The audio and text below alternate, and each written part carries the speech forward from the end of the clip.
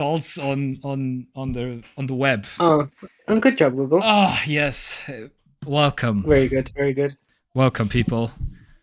It's another Welcome. Monday. It's another technology night with us. The Yes, the bearded technology enthusiasts. So yes. we prepared 2 hours of the most important tech news for you. So Oh, you better listen up. Yes. that's a very ambitious proposition. Yes, very I hope we manage to live up to that. yeah. Very threatening also at the same time. I don't know. Anyway, I could come up with some excuses about last week because I can just show you actually what happened last week because Mm-hmm. Let me turn to the stream as well. yeah, I will show some pictures, I guess. Wait, can I? Oh yes, I can. Yes. All right. Yeah. PlayStation something, but no. This. Oh yeah, perfect. It worked. Very good. Anyway, let me start from the beginning, basically.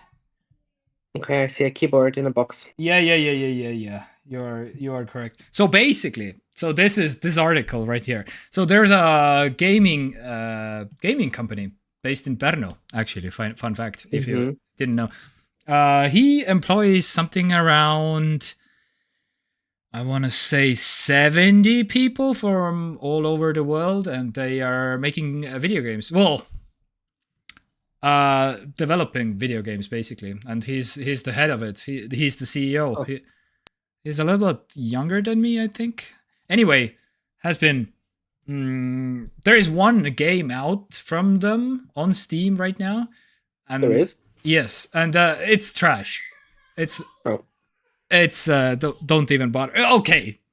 Oh, I mean, what do you mean? I want to see it. Yeah. Okay. Okay, since I'm already talking about it. All right, fine. We need context. Context is important. Yes. Game Can. Game Can is the. Oh, it doesn't even come up. Oh, I will have to disable the. Yeah. So, oh wait, there is a new one. Wait. Okay, so the one I was talking about is Overstep, which was released in 2019. I mean, mostly positive with like 500 people, and it's a free game, and but it's I mean, I know that they're capable of better. What is this to be announced? This wasn't here last time I checked. This is the new one that they have been working on. This just showed up in the last few days. Yes, Contenders, which is kind of maybe a little bit so robots and mechs in a arena shooter, something. I guess it looks kind of similar to, but maybe more. Yeah. Ambitious. But this is way more polished and looks actually decent, half decent, and yeah.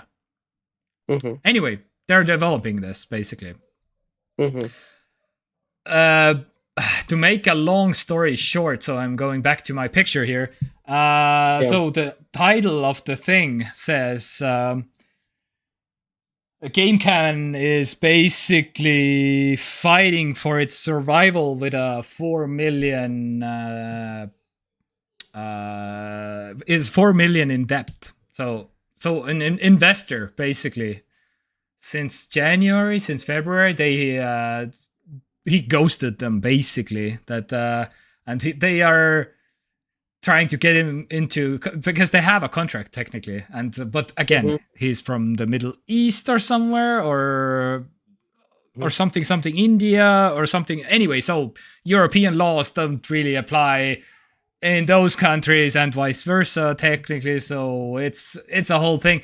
Even technically they can do something because they technically have a contract, so they will dive into the whole legal battle basically in a few next few weeks, months basically. But right now they are like they haven't been able to pay any kinds of bills since the beginning of the year, and right now it's like September and stuff, so not looking great. So 4 million in a hole basically right now for paying salaries, and so anyway, long story short, they are downsizing the company from 70 people to 20 or 15 or something like that. So basically they're getting rid of like 2/3 of the rent space that they are paying right now in Pärnu. And the renting decrease is like from 6,000 euros that they pay currently rent to 2,000. So they literally 1/3 they are just keeping. They're still existing, but yeah. Anyway, long story short, they are selling a bunch of equipment, gaming PCs, desks, chairs, all kinds of really cool technology stuff. And so I went there and I saw like these chairs. These were, I think, 50 euros. Pretty decent, actually. These are like 180 euro IKEA chairs, and some switches, some yoga mats, because they had a yoga section also there. And this is him, by the way. This was the CEO, and we were talking with him for, I don't know, an hour or something, and he's absolutely a certified nerd. We talked about Age of Empires and Vampire Survivors and all kinds of insane fun stuff, basically. And he's a super nerdy and very. So anyway, some shelves. I don't know. I took some random pictures, basically. That some monitors, some gaming monitors, some Dell monitors. I bought this, by the way, for 20 euros, mostly for the kids. Yeah. Anyway. Wait, what is this for? This is just a step stool, just for Luna to brush her teeth or something. What did the game developer do with this step stool? Yeah, I'm actually not completely sure. Maybe to reach some stuff, I guess. I don't know. Okay. Yeah. Some footrest, some tables, some yeah. Anyway, this was really nerdy, and this was okay. Fun fact: we geeked out about this thing for I don't know, 20 minutes, 25 minutes. This is a custom built NVIDIA rack. It had NVIDIA, like top of the line, some NVIDIA GPUs inside, because game rendering. I don't know if you know, but they require kind of a lot of GPU power, you know? And this rack, they flew out NVIDIA technicians to Pärnu. They stayed in a hotel for a week. And altogether, the bill was like 200,000 euros. And this is one of 3. The Estonian government has one, the Estonian military has one, and these guys have the 3rd one. Like, what? Okay. Dude. Like, what? 200K. They just paid for this. So it's on top it's networking, and on the bottom is GPUs, basically, and some UPS there, and there's a gaming PC in the middle of it. I was like laughing, like, what the hell is this doing here? And yeah, anyway. Anyway, so basically, some other stuff, random stuff, some Razer keyboards, mouse pads, all kinds of gaming gear basically, and because gamers. Anyhow, okay, that's fine. Since I'm already technically showing the thing, also, the other bit of news is I had to organize this thing. Also, I got a new couch, which was a bitch to get, but this is like used, of course, because everything is used in my house. A 2,000 euro couch for 1,000 euros, basically. It's if you want to have a good looking couch that also is a bed and looks good, that those don't exist basically, as far as I can tell. And this is the closest That's one, I true. guess. Mm-hmm. Yes, there are. That's true. It's funny how I feel like everyone has when they're thinking of what couch would fit their living room. Everybody seems to have like a very clear idea of what it should be like, Yeah. and it's never possible to find the thing that you're looking for, the Yep. thing that you like see in your like mind. Yeah. Funny how that works. We have the exact same problem. It's just like impossible to find a couch that would fit our living room. Literally, exactly. If it doesn't function as a bed, then there are some options. But if you want also the bed function, no, just yeah, no. Anyway, this was the best we can do, and yeah. Anyway, we have a couch now, and blah blah. So wonderful. What did you do with the old couch? Sold, 300 euros. Oh, already sold. Yeah, Nice. yeah. Gone. All right. Oh my god. Yeah, so anyway, this was my long story about why I didn't stream, because I went there twice. Monday and Tuesday, and I was like shifting around what do I need to, because everything was half off, by the way. They were like 50% of everything, and some things even more. I'm kind of not proud to admit, but I got a gaming chair, which is like, I mean, nothing wrong with a gaming chair, but this it's a little bit the elite gaming chair. I don't know. It's a bit funny, but we also have a gaming chair. Yeah, which, by the way, not very good.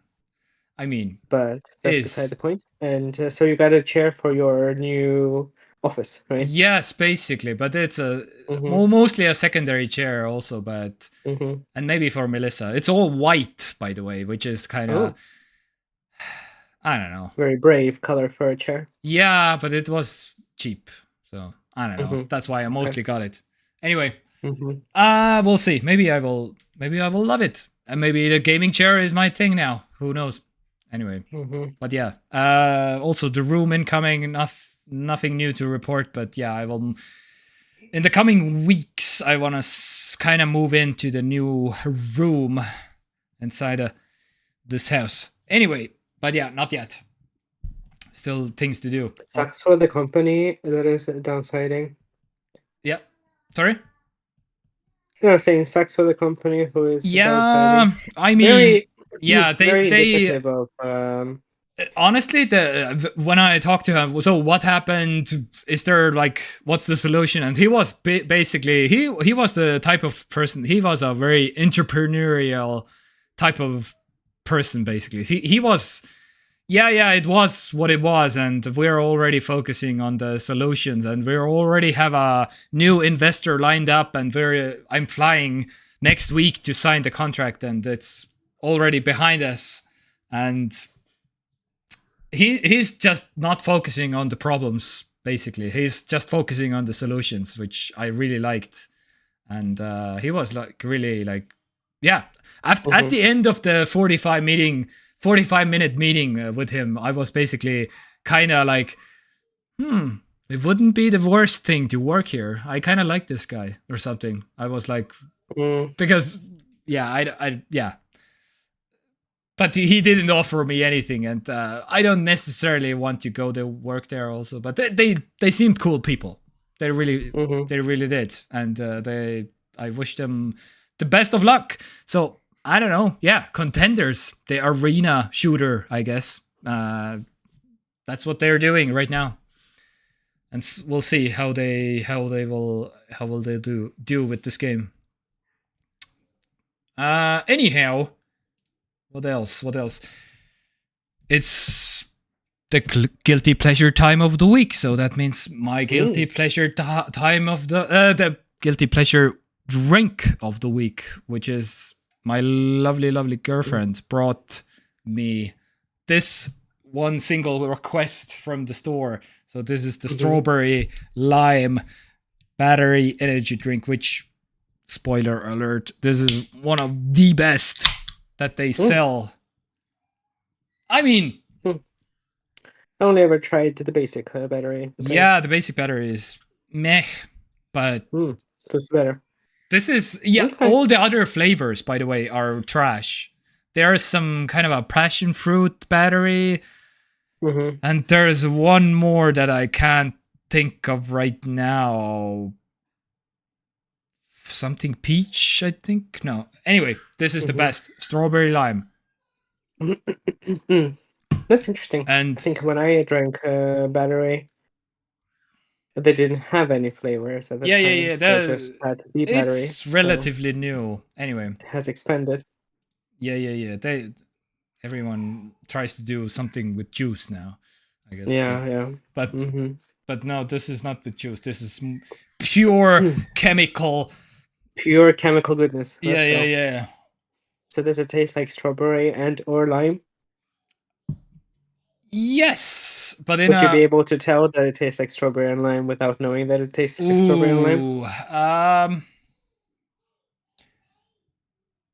The strawberry, perhaps. Probably you would. Yes, but not the lime part for sure. Yes. I guess it's kind of. I don't know.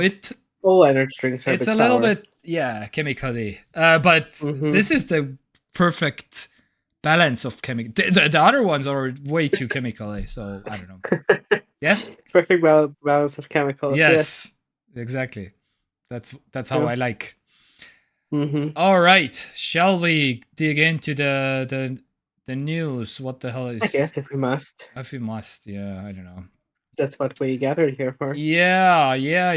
Okay, so since there was no stream last week, we have to catch up a little bit because somebody is in the camp of PlayStation, and there was a new PS5 Pro that was announced, and I wanted to hear, is the PS5 Pro coming into the house of Komarov? I don't think it is. Okay. Yeah. I don't think it is. Did it have any chance of coming into the house? Well, I mean, Maurice has been like kind of against it from the beginning. Well, even before they like announced that it's happening. All right. Now it's kind of more in the camp of like, okay, well, we'll see. You know, I mean, we got PS4 Pro, so like, why not? We can sell the PS5 and stuff like that. All right. But I think over the last couple months, my opinion of PlayStation has soured significantly. Yeah. So I don't feel like I want to buy a Pro version of the console. Yeah. Especially for the price, am I right? Especially for the low price of €800. Yep. Hello. The actual like what? Most expensive console I think that has ever existed.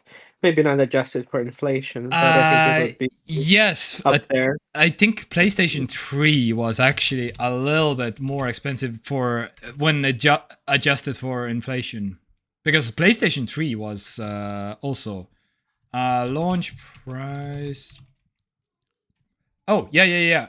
I have the thing here. So PlayStation 1 300 and PlayStation 3 was so either 500 or 600, but that was like years ago. So it adjusted for inflation, it will be more expensive. So PlayStation 3 was more. I think it may not be the most expensive in USD, but I think if you convert it to euros, it probably is or pounds as well. The price in pounds. What was it?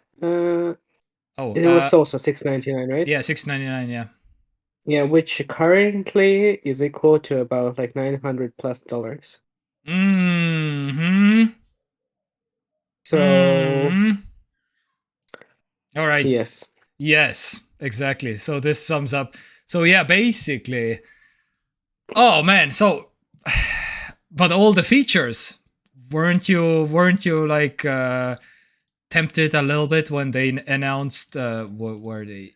Larger CPU. No mention of how large are we talking? just Mhm. a larger CPU, advanced ray tracing, and AI driven upscaling. Mhm. That's it.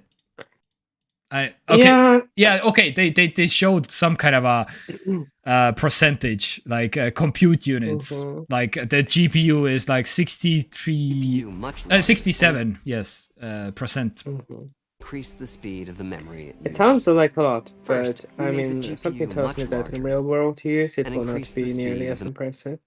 Mm-hmm. And again, like these side by side shots that they showed of games. Yeah. Yeah, sure, the frame rates are nicer, and Yeah. that's Yeah. a Yeah. big Yeah. deal. Mm-hmm. For me, definitely. But You I know, don't know. but Sony is helping you out actually also Yeah, in how? if for the ones who are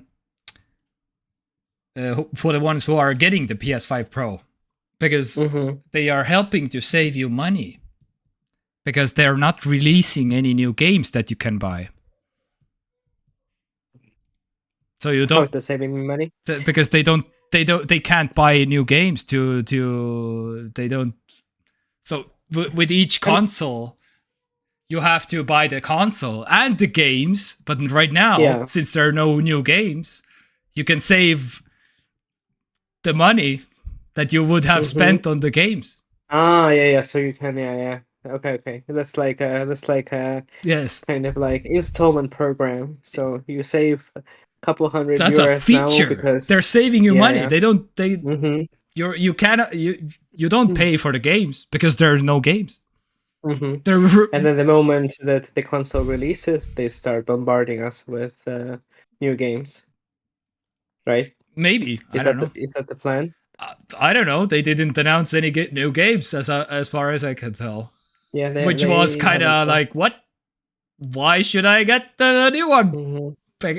when my old one runs also the games? Mm-hmm.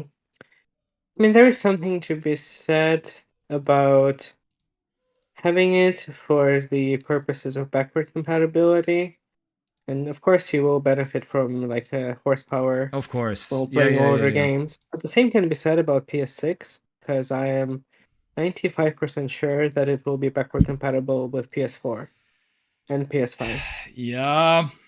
Unless they arbitrarily make it not compatible with PS4, which will be a huge shitstorm. But Yeah. again, like seeing as how PlayStation has been recently, I wouldn't put it past them.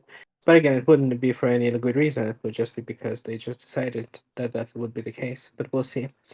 But yeah, I don't know. I mean, the price is too expensive. Yes, definitely. The fact that for example, right now, there's absolutely no space for PlayStation 5 Pro in our cabinet because the PS4 Pro will not be coming with the vertical stand in the box, which you'll have to pay Yes. separately for. And we Yes. don't currently have a large enough horizontal space right now in our setup to allow to, Mm. put the PS5 horizontally. So we would be basically forced to spend these extra 30 euros Oh, on top of the 800 euros that we would already be yes. spending, which is like, I mean, why bother at this point, you know? Ah. Yeah. Yeah. And also the disk drive is sold separately, by the way, for that 800 Yeah, euros. So, that is correct. Yes. which is We do also have a digital PS5, so it's not yeah, really that big a deal for us. yeah, yeah, yeah. But But for the for other people who are like, yeah, mhm, I kind of need that disk drive. Oh, vertical mhm. stand and disk drive. Okay. So you're looking at another what, 100 euros? I'm not I'm completely not sure how. sure how much the disk drive was, but Well, yeah, it's at least like 50. I mean, let's be real. It's at least 50 euros. yeah, And yeah, the yeah. stand is 30, so it's already almost 900 euros for a console, which is pretty crazy. But that's not even the main reason why I don't want to buy PS5 Pro. I feel like the lack of games is a much bigger problem that exists right now. And 80, they already 80 is the 80 euros, so it's well 80 110. US dollars, so it might be even more Oh, well, than let's pretend that it will be 80. yeah. So it will be 110 to buy a stand and a hard drive. So Woo! you're looking at a Yeah. €910 console, assuming that they will be sold at the retail price. Which, let's Yes. be honest, they never are in Estonia. Yeah. So Oh, more realistically, you're looking at €1,000 at that point. Which is not. I mean, it's kind of also. I mean, okay, at this point, we're getting into the weeds. We are living in the world where $1,000 phones are like a thing that is Yeah, that mm, is true. that we buy like every 2 to 3 years, or some people every year. And we live in the world where like $3, $4, $5,000 gaming PCs are things that exist. So Yeah, if you put that but into perspective, maybe it's not that crazy. with a PC But you can do considering, with a PC you can do exactly, some other things also. exactly, and on the phone as well. Yes. Yes. So if you're buying such a specific like niche item like a console, even though you can use it as a smart TV, Mm-hmm. and like a streaming box and all these things, but I would still describe it as a very like narrow-minded device. Yeah. How about Then €1,000 is a lot. yeah? But how about the 30th anniversary model with the original gray of the PC PS1? Mm-hmm. Ooh, I honestly, Yeah. this looks good to me. Mm-hmm. This was the PC It looked. PS1 that I actually played back in the Mm-hmm. day. I like this product in terms of like a special edition console with just enough nostalgia to get people interested. Mm-hmm. In that sense, I think it's good. I think that like a lot of people would appreciate having this model, but the sentiment completely disappeared when I learned that they will only make like 14,000 of these consoles. Yeah, At collectors. which point, it became very clear to me that they will be scalped Yeah, yeah, and yeah, sold at yeah. like €5,000 per piece. Of course. At which point it's not, a tribute to the fans and whatever followers of PlayStation. It's just like a rare like vanity product that only collectors will be able to get. But good Yeah. try. Good try. It looks nice on pictures though, so that's Yeah. nice. All right. Um But one other controversy that surrounded the PS5 actually, Sony has mhm, seemingly started to remove the 8K logo from the PS5 boxes mhm. after the announcement. Yeah. So you might Yeah, have, because it's so you actually might have a collector's item at home if it says 8K on your box. yeah, it does. It does. It definitely does. Um So you might sell it on eBay for a lot of money. you mean sell the box? Yeah, yeah, yeah. Oh, okay, I guess I can keep it. It's still, yeah, it's in probably mint condition in the trash cabinet that we have that collects all the boxes. I Mm-hmm. mean, I understand it because it's not really like it has no. I mean, okay, it has almost no reflection in reality. The 8K logo. I think there is Yeah, exactly one game on PlayStation 5 that supports 8K. yeah, and again, it even yeah, here was where was it? Yeah. The console does support 8K rendering for certain games. It downscales to 4K at 60 anyway, basically. So Mm-hmm. yeah. Anyway, just Yeah, I a mean, it's just just a nonsense. And marketing exactly. And they'll put item. the 8K back on the box for PlayStation 5 Pro, I'm sure. Yeah, Right? pro. That's kind Yeah, of like, oh, you want this cool new console that yeah, renders games yeah. at 8K? You better buy our new console. Because And of course, PlayStation 5 Pro will not run games in 8K because yeah. that's just not possible with the hardware, I don't think. Mm-hmm. Like, I mean, by games, I mean like actual games that actually like require rendering horsepower, Yep. Not like maybe some pixel graphic games, maybe they could run at 8K, um, but yeah, yeah. Yeah. There are a lot of reasons to be critical of PlayStation now, and very few reasons to be positive. Like recently, over the last week or two, I have become a proud user of a wired DualSense controller because it's kind of feels very nostalgic and kind of nice. So basically, now when I play PlayStation, I use my controllers wired. And to do that, I bought a 3-meter cable so it would reach the couch and where I usually sit. And the reason why I do that now is because the battery on a controller has become so unbearable that like it's impossible to play. Ooh, okay. So my controller batteries don't last me through a gaming session. So I would have to switch controllers in the middle of playing, and that's just not Yeah, that is no. yeah. I just and yeah, and the lack Alright. of games as well. Yeah. Is there any games that you're looking forward to right now Mm, on Sony? perhaps, but I don't think any of them are coming from PlayStation. We don't even really know what they're making at PlayStation Studios. Yeah. I mean, I guess that's not strictly speaking true. Recently, they released Astrobot, Yes. a 3D platformer that will probably be this year's Game of the Year game. Yeah, wasn't that the The free yes. a pre-installed game on PlayStation 5? Yes, just to get So to know the controller and Mhm. which I played just for the for at your place. Yeah. So it is the same thing. Okay.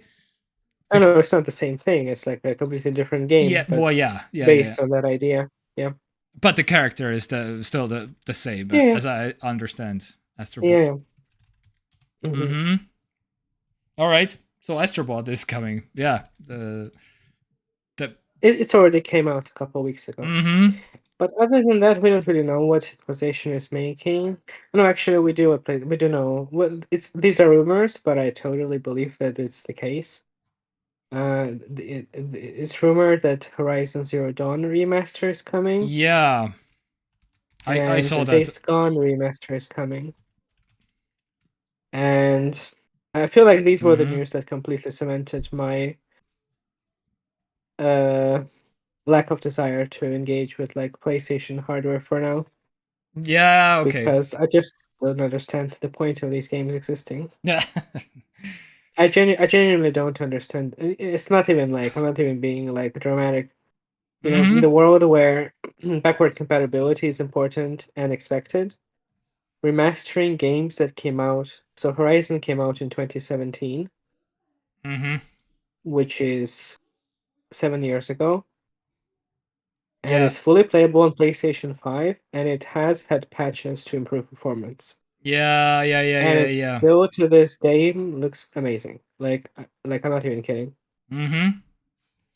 And then Days Gone is a game that came out in 2019. So it's 4 years old.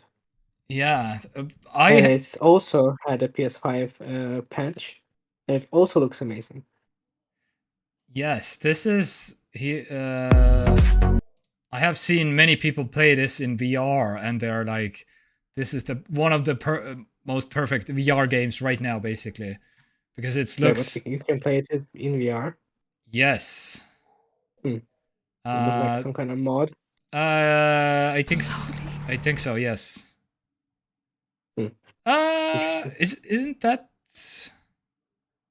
Sony's own headset? Oh no, Quest 2. Okay. Yeah. The people are playing it on the Quest 2, I guess. Oh, that's interesting. Yeah, Quest 3 and Quest 2, yeah. All right. Anyway, let's move on. And not to mention okay. also, last point, that I think this year they released The Last of Us Part 2 remastered. Yeah. Which is a game that came out in 2020. Yes. I wish they could explain to me what's the point of this. It's like someone would write me an email and be like, hey, these are the things that we expect remasters to do. Because I just don't understand. Well, you can write to the who was the guy here in this video. Mark Cerny, the lead architect from PS5. This guy. I wish that he was in charge of the gaming division. Yeah, but yeah. he's more a hardware person. Yeah. But he seems like he has his head straight on his shoulders. Even though I don't necessarily think that PlayStation 5 Pro will be popular and will sell a lot of units. And to be fair, neither did PlayStation 4 Pro. I mean, these are very niche products for a very specific group of people. But I'm sure there's nothing wrong with like the console itself, except for the price and the fact that the stand is sold separately. Yeah, But I'm sure that Mark Cerny had nothing to do with the fact that the stand will be sold separately. Apple, I'm so proud of you. Very nice. Totally. This is a very Apple way of doing it. Oh yeah, the 1,000 monitor, $1,000 monitor stand. And can't forget the $800 wheels. Yeah, those also. Yeah. All right. So if anything, the stand is like a steal, basically, for the price. Yeah. If you're shopping at Apple.com. And for some reason they're carrying the Sony. Anyway, so a bit of news for you. YouTube Premium is getting a big price hike internationally. Have you received any emails by YouTube Premium? No. Any chance? I haven't received emails. My next payday is like oh, so like you're October 4th, 5th. So what is the price hike entailing? Yes, I love it. Your first reaction is to like, wait, when I'm getting paid again, I need to not my payday, but when I'm being charged for YouTube Premium. Oh, okay. Yeah, okay. Anyway, Ireland, Belgium, Netherlands, Italy. YouTube's family plan will cost 26 euros, which was previously 18. An increase of 8 euros, and the individual plan is getting also expensive. Depends on the country a little bit, but anywhere from 2 euros to 14. What? Anyway, these are basically some random people who have reported, by the way, I live in this country and this is how much I'm getting charged more. And so in Switzerland, it's getting more expensive, anywhere from 18 francs to up to 2 francs up to 18 francs. Sweden, 179 Swedish crowns up to 279. Wait, family plan, okay. Yeah, family subscriptions, but yeah, so it's anywhere between like a big amount. It's not like 1-2 euros or like this is more than 5 euros usually, like, which is kind of a lot. So anyway, again, this is rolling out super randomly, as YouTube almost always does these things. Any kind of random people all around the world. And yeah, oh man. How much are you paying? Oh yeah, you're paying the Brazil thing, right? No, I'm paying the Ukrainian YouTube Premium. Oh yeah. Oh right. Make any other one work. Oh, I paid for the Brazilian Netflix at some point years ago. I'm paying like 3. I don't know. But again, if they're gonna raise prices, I'll let people know if they raise Yeah. prices and how much it will be. Yeah. But apparently this is, yeah.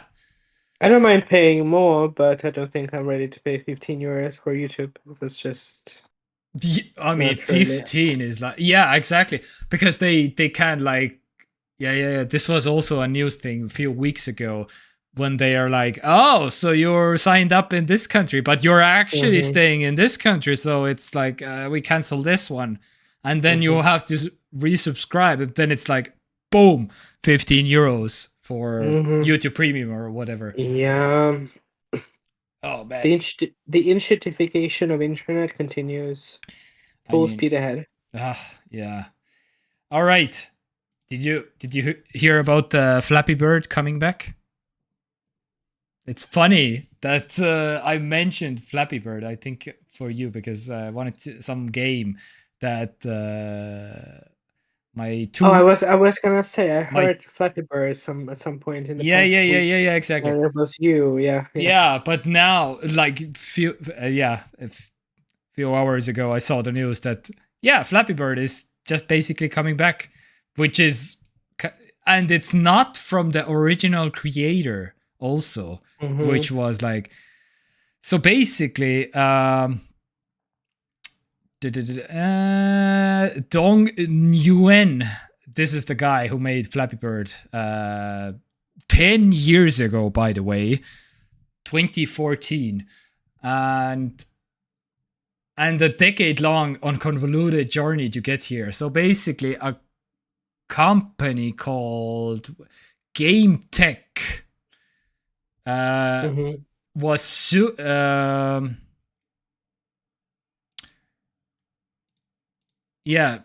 wasn't suing. No, it. Oh man, I filed a patent and trademark office. Entered a default judgment against him and officially cancelled his trademark in January. So they were like trying to court battle Flappy Bird out of existence, and now they are like now they trademarked Flappy Bird, and now they are relaunching the game basically, which is also somehow crypto related. The company. I was gonna say it would be one thing if it was just that. Yeah, but it's gonna has a whole other layer of shittiness associated with it. I don't know. I don't even really want to get into it. I just feel like it's. But it seems like a scam. I don't know. We'll see. Yeah, what comes of this, but whoever loved Flappy Bird, then this is probably not the same game that it was when it comes out in the next few, I don't know, months. I would guess so. Yeah. So we'll see. We'll see how this develops. Has nothing to do with the game. Yeah. Oh yeah. Oh my god. If I only clicked the next tab, then I would have all the answers. But yeah. The trademark for the game was terminated after Game Tech Holding filed to have it declared abandoned. Yes, this was the whole story basically that I wanted to. So they just basically stole from the original creator, and now we'll launch a crypto game with the same mechanics and name and recognizable. Yeah, maybe. Yeah, recognizable name. Yeah, that's all there is to it, right? Because the person who made the game originally delisted it from the app stores because he was getting so much harassment from people on social media and emails and death threats and stuff, and said that he doesn't want to have anything to do with it. Yeah, because the original Flappy game was so addictive apparently that people just completely lost their minds playing this game. And the original creator got so many emails, threats, whatever, basically. Yeah. Yeah. So yeah, of course he didn't bother renewing the trademark because he was never going to do anything with it. But now it's just going to be used for some malicious purposes. Yes. So that's nice. So a PSA, basically. If you ever see Flappy Bird on the App Store again, then be aware. All right. Let's move over to Norway. In a world's first, EVs are now out. There are more EVs now in Norway than gas-powered cars, which is a big milestone. 754,000 compared to 753,000 gasoline cars. So, 2.8 million cars on the road in Norway. Population 5.5 million. So yeah, I don't know. That's all there is. But yeah, Norway is just going. Norway's just being rich and privileged, and can Yes. afford to buy fully electrical cars for people, and install fancy charging stations, and being cute and stuff. Yeah, exactly. Nothing to see. And knowing the some kind of a very exotic language that they speak also, that is somehow Just like completely outlandish land. yeah, somehow 3 times more hotter than any other European language or something. I don't know. Yeah, I don't know. This Norway can officially say, yeah, most of our cars are now electric. What? Most of the cars, really? This is the future. Anyway, let's move on.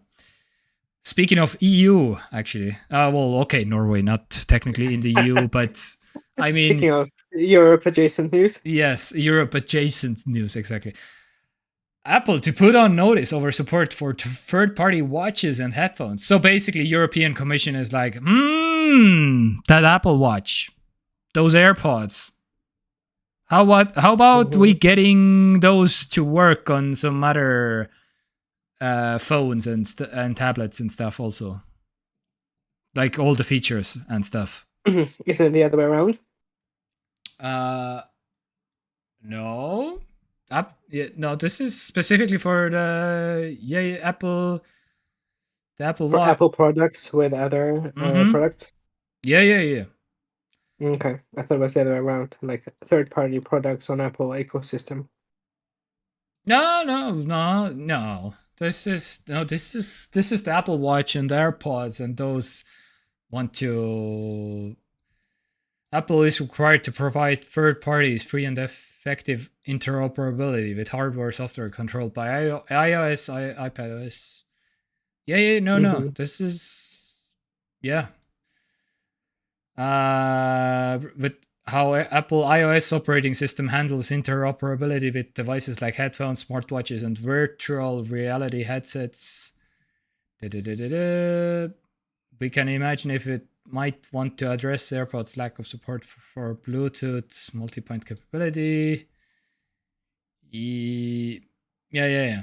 So yeah, we'll see how this goes, but yeah. Oh my god, I love how deep EU Commission is in Apple's business. They must be like hating every time Tim Cook comes to work every morning. He's like, "Well, give me the fucking letter from the EU Commission." Yeah. What do they want from us today? Yeah, exactly. I love it. They are deep in Apple's business, absolutely. It's funny. They're so deep, brah. They're so deep. Anyway, so want to get Apple Intelligence? You actually, by the way, you actually can if you want to. Because iPhone 15 Pro and 15 Pro Max will get Apple Intelligence. Oh. I won't, because I have the iPhone 15. Neither will I. Yeah. Oh, wait. Yeah. No. Oh, right. Sorry. Yeah, you have the 14 Pro Max. Crap. Yeah. Full club mode. Like, jeez. Oh, yeah, that's right. Peasant phone. Anyway, we're all not getting it. So anyway, if you have an iPhone 15 Pro and Pro Max, and you need to go have the public beta, which was just released, Apple public beta, iOS 18.1. I have this software update, by the way, on my phone right now, but since I have an iPhone 15 and not the Pro one, And if it still doesn't work, you have to set your phone's language to English. Yeah. And then it will work. Which not that hard to do because it doesn't support Estonian. So even if you really wanted to. Yeah, exactly. I'm wondering, I'm assuming the vast majority of people who use iPhones in Estonia set it to English, right? And I was Oh, yeah, it's in English. Yeah, Mm-hmm. all the time. I was wondering if there's like some kind of a EU thing happening, maybe that we don't get it right away. But apparently, this Twitter, Ben Geshkin, which is one of the Latvia's biggest tech influencer.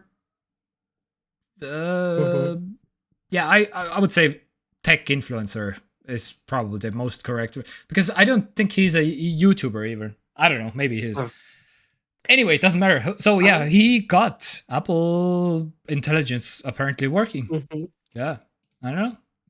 Now that I think about it, how come EU hasn't gotten on Apple's ass about like language availability in the EU? How can Apple sell products in the EU which don't have all the EU supported languages? You know what I mean? Yes. They don't have even an Estonian keyboard yet. Well, they have Because an Estonian keyboard technically, but they don't have the correct letters in it, which is the most bizarre thing. Yeah, it is weird. It is interesting how it works. They have Finnish. There is like an Apple, like Apple.ee or whatever, you know. Yeah. But yeah, no iOS in Estonian. No Apple Store in Estonia. Considering how popular, what? Yeah, no Apple Store. Yeah. Yeah. That I kind of understand because I mean, I guess the market is. put one in Tallinn or something. But I think. Oh, actually, I saw fun fact on Reddit. Starbucks in Baltics. I also in Baltics. I was gonna say we're gonna bring up. Oh yeah, that's the one. Yeah, when is that's the picture, when are the Baltics joining the rest of the world? I don't know. Okay, this is just a random Starbucks thing, but again, it's the same with the Apple Store. It's the same with some many other things, basically. I don't know. Yeah. Come on, every other country. I mean, it is kind of, you know. Okay, there's Ukraine missing. That, actually, like you could say. I think. I'm not sure there are Starbucks in Ukraine. I'm not sure. I mean, you could say that the market is small, right? Which is true. Yeah. In like absolute numbers. Absolutely. But you have like McDonald's and Burger King's and KFC's. Yeah, what's the limit? Stuff. So you do have a small market, but it means that you cannot open like 100 maybe locations in the country, you know? Yeah, but if you open like Starbucks in Tallinn and Tartu and Pärnu, people will totally go there. Absolutely. If for no other reason than to just have the Starbucks thing that is Starbucks, you know what I mean? Yes. Just based on like brand recognition. That was the same thing with Subway. That was the same thing with KFC. That was the same thing with Burger King, I want to say also. So yeah, so it's mostly a Subway, brand thing. I don't know. They do have Subways in Tallinn still, but there's no Subway in Tartu, I don't think. They closed the really? Subway. Wait, did they close? Okay, there was. I'm not completely sure. Is Subway Pärnu still around? Oh, they're all closed. I guess it's a bit different because Subway is also trash. Yes. Like, no offense to people who like Subway, but it's like in my ranking of fast foods. It's like at the very bottom of. There is one in Tartu. In Lõunakeskus. I'm looking at it right now. Where? Lõunakeskus. But there is no. But there is no. Tallinn and Tartu. There's one in Tallinn, which is kind of funny. But yeah. And one in Tartu, and there was one in Pärnu also, but yeah, apparently not anymore. Apparently, yeah, it's in Lõunakeskus. Yes. Anyway. The more you know. Anyway, yeah. So basically, yes. So, Apple, please start treating the Baltics also kind of as a market, and please bring. Yeah, because like Apple products are super popular in Estonia. Like, let's be real here. Yeah. If okay, well, I guess it also depends on where you hang out and stuff like that.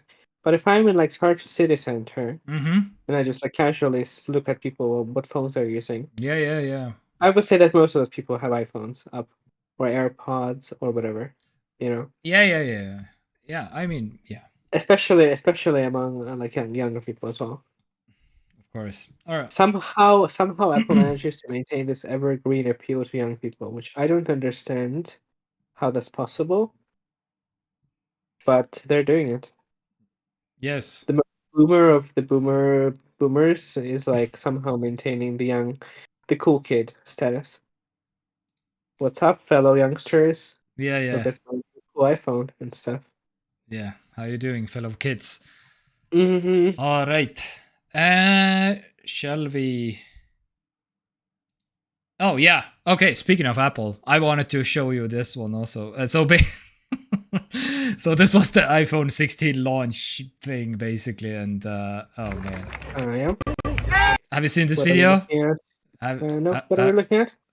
We are looking at some Apple employees shouting, "When I say A, you say I, I," which was kind of cringe, but mainly. Wait, what is this supposed to be? AI. Yes, Oh my God, okay. yes, and the whole internet went like, "Oh my god, that is cringe as fuck," basically. I hate living in the year 2024. I mean, Can we just? uh, It's not as bad as living in the year 2020 and 2021, but it's up there. yeah. Okay, the reason why I'm bringing this up because I wanted to Yeah. share 2 comments on this video. Yeah. That's the first comment on the video. Am I in a cult? Yes. And my other second favorite is just put the phone in the bag, man. Then some people are just there. No, I just need to get a new phone, please. You don't get paid nearly enough to be so excited about the launch of a new iPhone. Whoever you are working in the Apple Store. Just put the phone in the bag, man. Yeah. Yeah. I love it.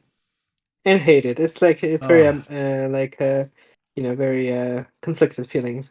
Yeah. All right, I will play. Not to mention that most of Apple AI is still not functional. Sorry.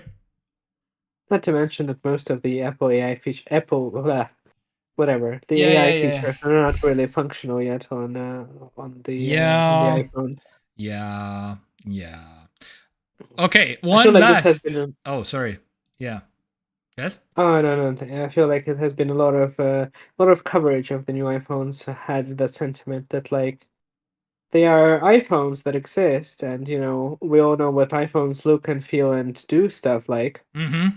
But like most of these phones appeal in the year 2024 is the Apple Intelligence, and Yes. like we couldn't test any of these features reviewing these products. Yes. So like this is the quintessential problem of like buying products based on future promises. You know what I mean? Yeah. So I hope that by the time we get to iPhone 17, maybe it will actually be functional. So I will upgrade to a new phone and it will be good. Yeah, exactly. Fingers crossed for good colors next year. Yes. Yeah. The blue one I really like, the iPhone 16 Ultra Marine or whatever. I do also kind of like the teal. Did I make it up, or was there a teal color? Yes, there is. There is a teal color. The teal one is all the normal iPhone colors this year are decent. Mm-hmm. Yeah, I don't care for the desert poop color or desert poop. Yes, very nice. I think that's the sequel to Dune 3. Dune 3 column, the desert poop. Yes, because the worms have to poop somewhere. I was gonna say, what's the name of the worms in that language? Oh, the shy fluid. Yeah. Desert poop. There you go. The shy poopulud or something. I don't know. Anyway, all right. There was actually really interesting new feature of the iPhone 16 that we didn't get until a few days ago. The battery on the iPhone can be removed with a 9-volt battery. You just hook up. This is the official how you replace the battery of the iPhone 16 if you want to ever replace the battery. You hook up a 9-volt battery like this for 1.5 minutes, and the electricity will release the adhesive, and you can just suction cup the battery away from the phone, which is really cool. Not bad. I mean, never seen this before. Sure. Yeah. Cool. I don't know. Now I need to get a 9-volt battery, but hey. And that battery and these whatever, and these cables and stuff, but yeah. But because if you have ever removed a glued-in battery from an iPhone, it's a bitch. It's actually like you have to bend it and that's kind of bad for a battery, because if you break the cells, then this can kind of explode, you know. But this method, which is not ideal. Yeah, which is not the best thing. But personally, I would still probably pay someone else to do it for me. But I appreciate. Yeah. We do like to have options. Options are good. Yes, exactly. Options are the best. All right. So we are entering officially the meme section, a meme news territory, kind of, sort of, maybe not really, a little bit. Cards Against Humanity. Sorry. Oh no, I appreciate that. It's a very formal and clear disclaimer. Content warning: memes. Oh, yeah, no, not memes yet. It's very good. Not memes yet, but meme adjacent news, basically. And hello, Michael. Only works with Apple brand batteries sold separately. Prices start from $100. Yes. Well, of course. Okay. That is a given. Yes. Yeah. I mean, yeah, we all knew that. So that's why I didn't which is why I would just pay someone else to do it for me if I'm already paying over €100 for this. You're gonna buy like this $50 9-volt battery from Apple. iBattery 9 volts or 49. Apple branded, super expensive, and like super like the unboxing experience. Yeah. But it will come with these 2 cables that we need, which is nice. Yeah. Those are included in the battery. One is included, but the battery is like €50. So I mean, worth. All right. And it will come with the Apple stickers as well. Yeah. Did you see the stickers that there's no stickers anymore? Also, by the way. Yeah, I never understood the outrage over stickers, so I don't really care. Yeah, I don't care either, but I don't. Yeah. For some people, it's a tragedy. Yeah, I mean, some people are just collectors, and yeah, I understand it. They doesn't really do anything for me. Yeah, I don't think in my over decade of using Apple products, I don't think I've ever even like interacted with a sticker, as in like taking it off the the sticky thing and like applying it somewhere. I don't think I've ever. Well, I mean, I have held them in my hands, but I've never actually like put it somewhere. It's just stickers. Okay, cool. Anyway, disclaimer: I have put an Apple sticker once on my Logitech computer speakers. That's it. I will say that the most iconic camp thing that I've seen people do, is to put Apple stickers on their non-Apple laptops. Cover up the logos of their actual companies and make them look like Apple products. This is like iconic. I love. I have seen people put the Apple sticker on a MacBook on top of the MacBook Apple logo. We gotta protect the shiny surface, you know. Yes. So when you like resell the laptop, it will have higher resale value. Yes, I was also like, seriously? What? Oh, also, the stickers I think are bigger, right? And like size is yes. bigger, so Yeah. so it will be like a more prominent Apple logo. So you can so everybody sees that you use Yes. Apple product. All right. So, meme adjacent news. Cards Against Humanity, you know the card game, Mm-hmm. is suing SpaceX for trespassing and filling its property with space garbage. Well, this is kind of a okay. There's maybe a silver lining for some people here, actually. Yeah. So a $15 million lawsuit against SpaceX for trespassing its property in Texas, which happened to sit near the SpaceX facility. Yeah. So Elon Musk's rocket company began using its land without permission for the last 6 months. SpaceX took what was previously a pristine plot of land and completely fucked that land with gravel, tractors, and space garbage. Yeah, so which is kind of what?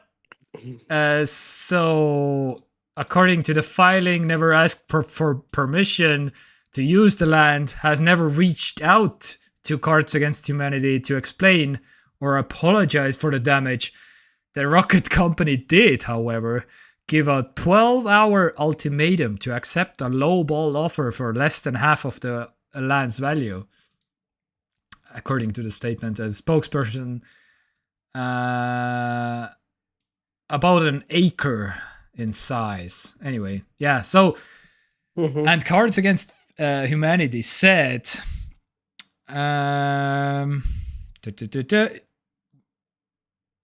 it created a website where subscribers can go sign up for a chance to get $100 of the 15 million payout should the lawsuit succeed. So you can win technically this $100. If they win this lawsuit, you will get $100 I guess. Is it only in US? They didn't mention Probably. that. Maybe. But probably, yeah. Anyway, yeah. But if it isn't, then hey, sign up and you can maybe win $100 randomly. Or maybe you can use this to buy one of their games.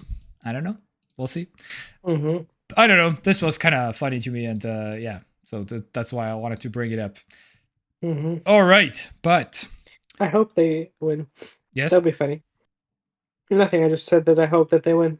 Yes, exactly. Yeah, whatever to inconvenience Elon more. Yeah. This is just so random. Completely, it's the Cards Against Humanity. They haven't been in the news for quite some time, but yeah. Too busy counting money, I guess. Yeah, true. Here's probably don't have as much money as SpaceX, but yeah, you know. I mean, probably. But okay, so here's a meme adjacent news a little bit also. Estonians starting to make small talk. What are we looking at? We're looking at the Kesklin in Tartu. Oh yes. Yeah. Oh yeah, I didn't even. Yeah. So this is like an actual article right now in the Estonian media. Yeah. Because it's right next to Kvartal. Yes. So this is the news. This is it. That's it. I don't have anything to add. Estonians are starting to make small talk after. How long have we existed now? 30. Wait, I don't understand. Wait. Because it says here at the bottom of the picture, it says clearly that they are not engaging in small talk. Yeah, but okay. Wait, I need to read this article. Okay, yes. They didn't have like the best picture because they don't have Yeah, because they don't have any picture evidence of people making small talk in Estonia. That's why they had to choose a non-small talk picture, because that's all they had. They haven't gotten around Okay, but what is? they haven't gotten around to making pictures about people engaging in small talk in Estonia yet, so that's why. It all makes sense. They're just now warming up to the idea to have any kind of small talk after 33 years? How old is Estonia? Anyway, doesn't matter. Yes, so just be aware when moving around in this country. So you may accidentally be assaulted with a small talk on the streets. Yes. So be aware. I don't know. Be aware, stranger danger, all these things. Yes, yes. Just a PSA. If you're out on the streets of Estonia. I'm so glad Mikkel is not living with us anymore. I'm kidding. Because what is this horror? People talking. This article is so weird. The first sentence in the article. While Estonians consider themselves quiet by nature, they still feel the need to make conversation when they see someone they know. A recent study on small talk revealed that rather than politeness, they associate it with the need to fill an awkward silence, such as when riding in an elevator with someone they know, or seeing a distant relative at a party. I'm like, is that not like normal human behavior? If you see someone you haven't seen in a while on the street, you'll just be like, "Hey." Not in Estonia. We're Nordics. No, but it's but it literally says like that's like what Estonians do. I mean, maybe maybe whoever wrote the article does that, but no Estonian does that. I'm kidding. Don't talk to me before I had my morning. Come on. Yes, exactly. All right. Are you ready? Because the Christmas treats are already in the shops. I do love that this picture exists and it says that like here you can see people not engaging in small talk. Okay. Yes. Okay. Are we getting? Yeah. This is real. This is not a drill, people. We have Christmas treats. Some Lebkuchen, some Piparkogit on the shelves in September. Yeah, I mean, yeah. I'm not surprised by this news at all. All right. Then everything is normal. Morris told me that he already started printing like Christmassy ads and magazines and stuff. Which, to be fair, makes sense because, you know, by the time they reach the circulation, it will be like November time or something. But I feel like we should just drop all the pretenses and just have like Christmas season span. Oh, we should have the Halloween things first. Anyway. Yeah, that's true. Yeah. Halloween is kind of doesn't really fit the. Yeah. I was gonna suggest that like Christmas season should span from like June until like the end of the year. You know what I mean? All right. I actually have the perfect meme actually. So meme break. All right. I will.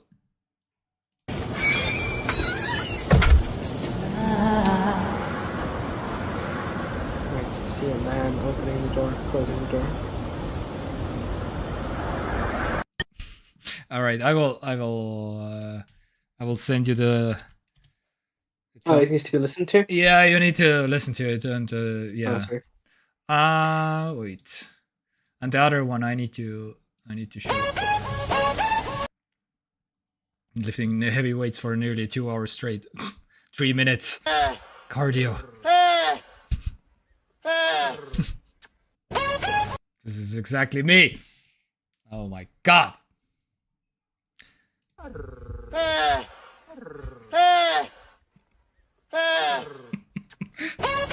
is this camel? Anyway, did you listen to? Wait, I need to see. Wait, I didn't see. I was busy watching the other one. Yeah. Okay. But wait, I need to. Okay, I will copy this. Yeah, I swear, at some point I will fix the audio thing also, but with you basically. Anyway.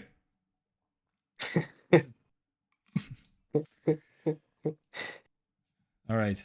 The cardio, the camel. Yeah. Okay. Fine. And you, did you hear the Mariah Carey on the first one?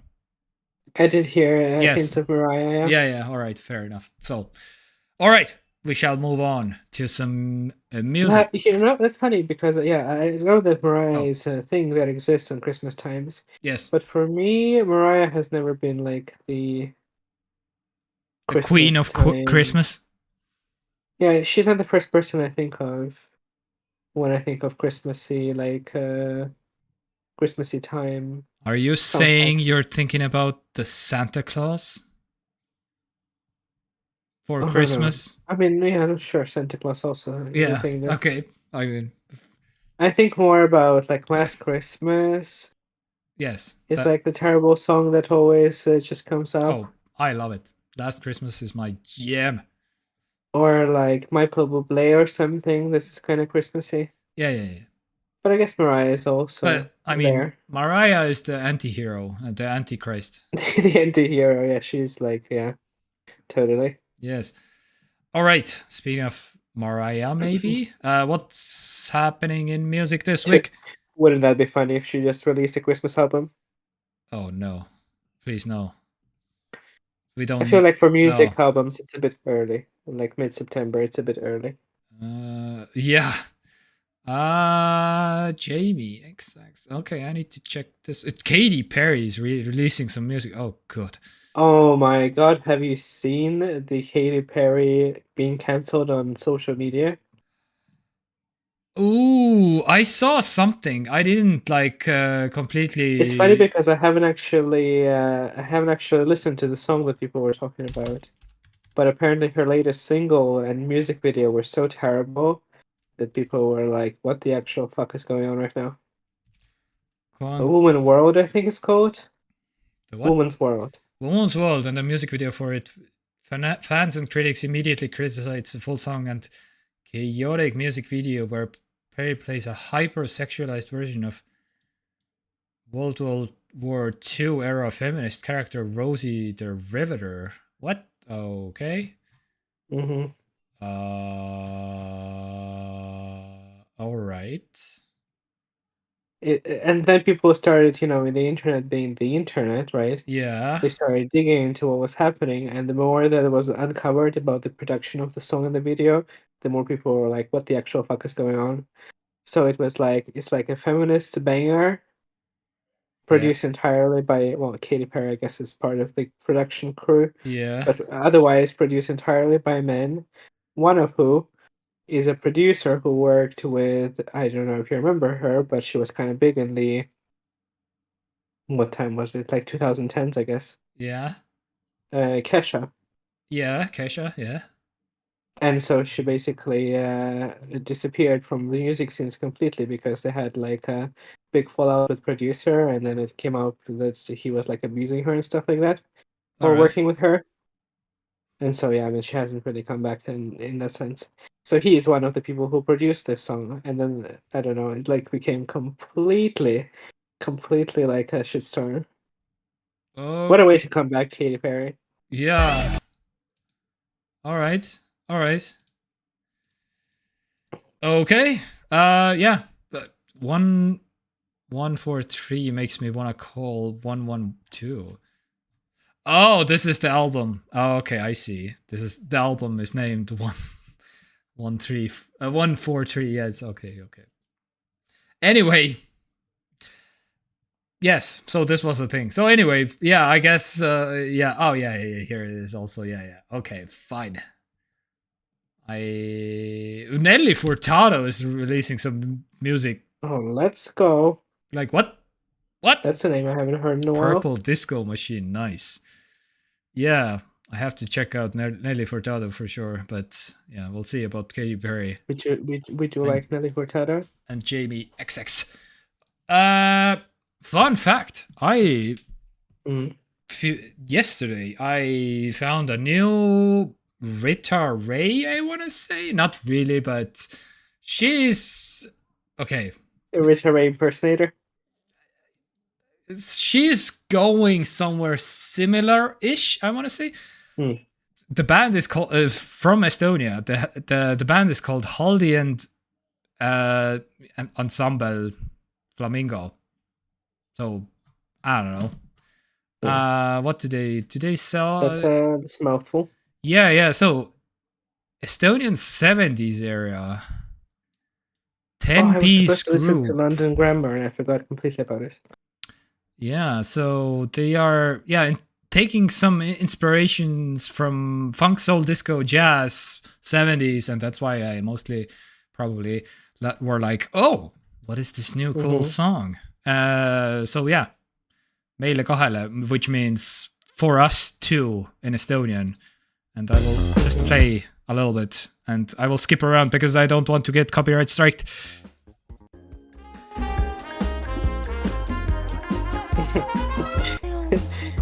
I guess so. Are they part of some kind of music label? I guess not.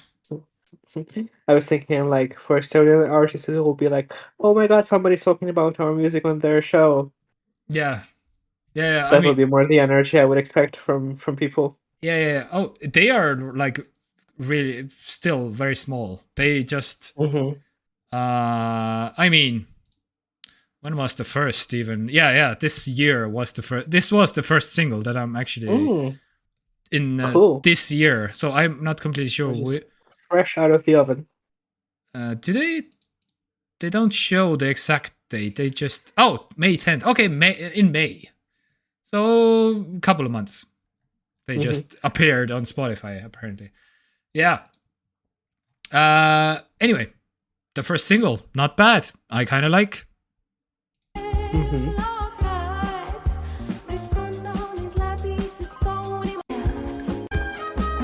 Anyway, they were probably looking at Rita Ray and like, I can do that or something. I will see. Yeah.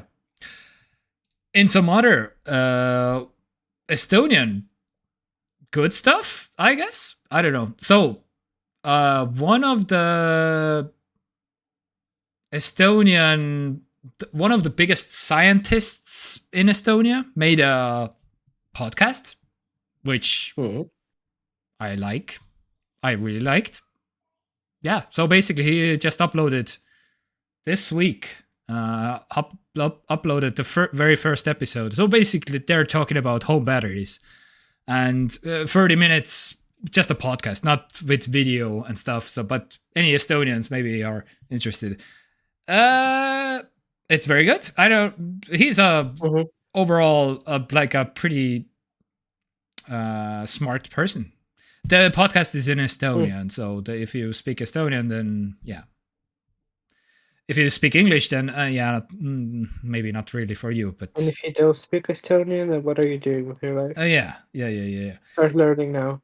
Yeah, but it was pretty good in terms of I learned. For example, the first episode was home batteries, as the title says. But I learned that, for example, the next year in spring, when we are decoupling from the Russian electricity grid that we are still connected to, technically by cable, but yes, we are working on to completely shut off Russia's electricity grid.